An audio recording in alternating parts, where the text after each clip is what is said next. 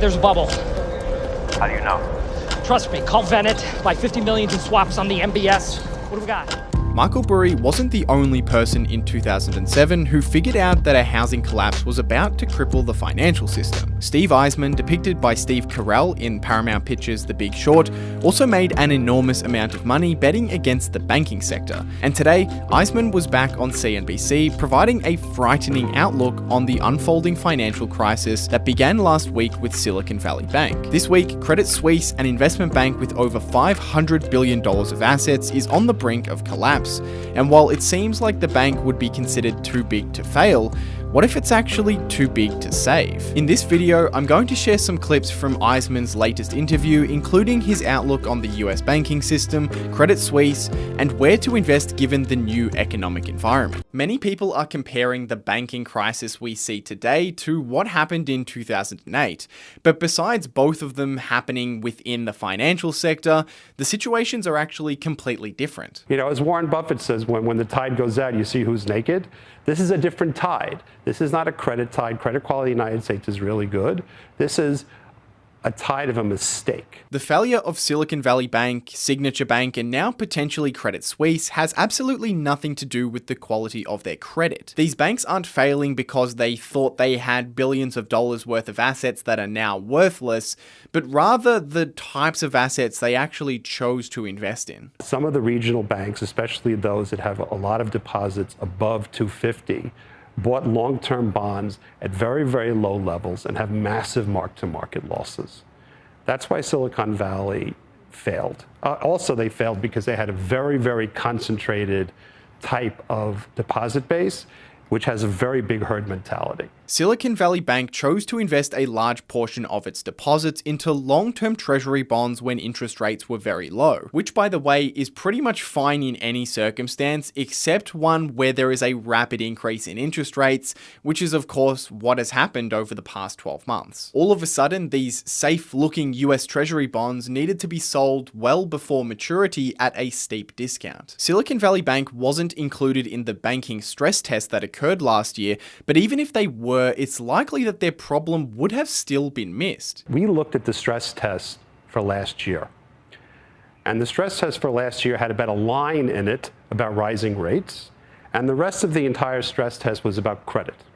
So even if Silicon Valley had been in the stress test, given what the stress test says, I don't think the regulators would have caught it. So with this new interest rate issue now exposed to the world, is it at all possible that the issues that regional banks are facing could flow into major national banks like Bank of America or JP Morgan? Eisman believes that the large US banks are not in the same position as some of the regional banks, so the risk of bigger banks failing is relatively small. But that doesn't mean that there won't be any more pain in the financial sector before the dust settles. Number one, the large US banks are better capitalized and have less risk than they ever had in anyone's lifetime.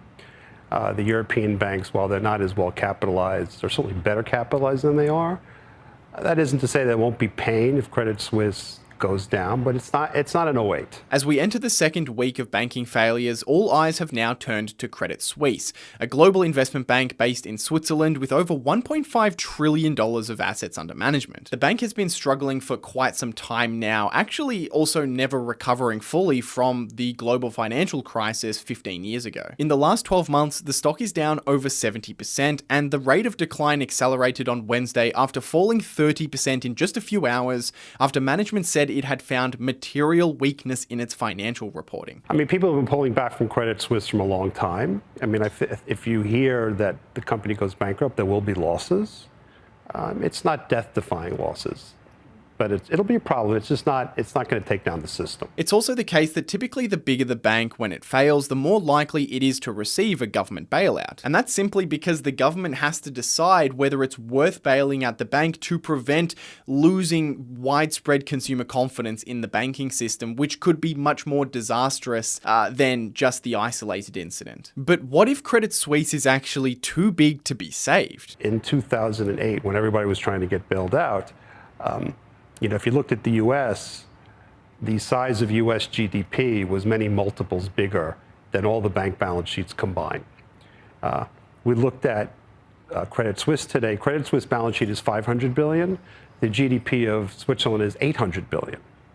So Could Switzerland do something? Yeah, they could do something. It's not going to be easy. Credit Suisse is such an enormous part of Switzerland's GDP that a complete bailout may actually not be possible. And it's for that exact reason why we're now seeing the Swiss central bank step in early to try and prevent something like that playing out. On Thursday, Credit Suisse announced that they're able to now borrow $50 billion from the Swiss central bank, stating this additional liquidity would support Credit Suisse's core businesses and clients as Credit Suisse takes the necessary steps to create a simpler and more focused bank built around client needs. So given everything that has happened so far, where does Eisman see the opportunities to invest right now? Let's say the government doesn't bail anybody out.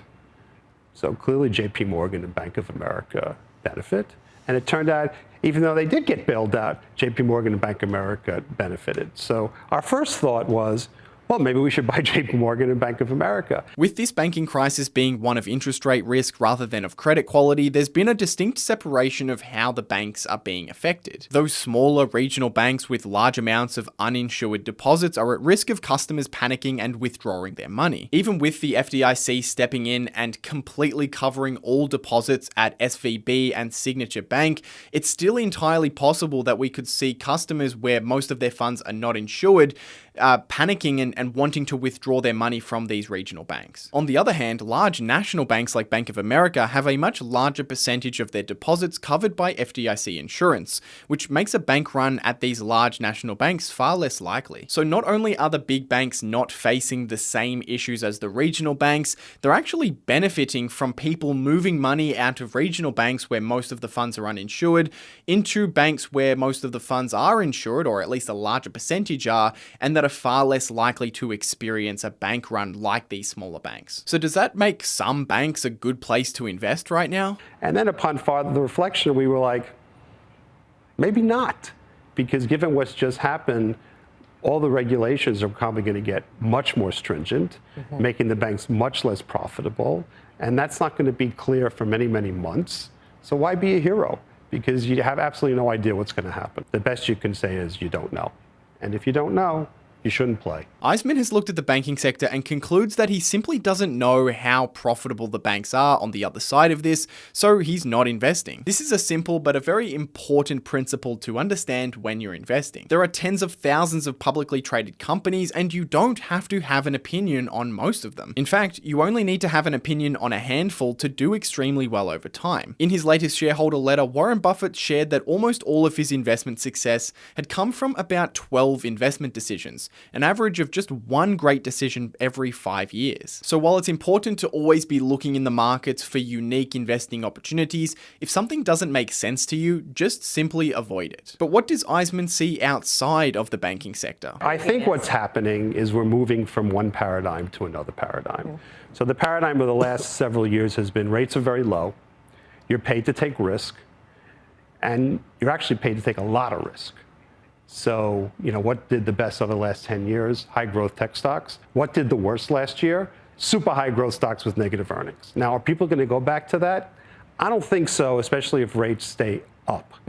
Eisman believes that the outperformance of high growth tech isn't likely to return anytime soon. In the ultra low interest rate environment of 2010 to 2020, investors got paid to take additional risk. But in 2023, with interest rates now close to historical averages, it's far more difficult for unprofitable companies to operate, so the returns in stocks have shifted away from speculative tech into other areas of the capital markets. So what I think is coming is, number one, I think you're going to have a much more diversified portfolio. You certainly can leave money in your money market fund because it's over 4%. I think over time, you'll be able to buy some treasuries and buy some bonds. With cash now offering a pretty substantial return for investors, it's a viable place to store some of your capital. And that has drawn a huge amount of money out of the stock market. It also brings back a level of volatility in the stock market that hasn't occurred for a very long time. From 2010 to 2020, because cash and other safe investments offered such bad returns, even when there was some level of uncertainty in the economy, money tended to stay in the stock market, causing there to be less volatility. Today, investors can secure about a 4% return outside of the market, so any fear or uncertainty causes much larger stock price swings. And while for the emotional investor this is a bad thing, for a value investor who is trying to buy a great company when its price is unreasonably low, volatility is exactly what we want.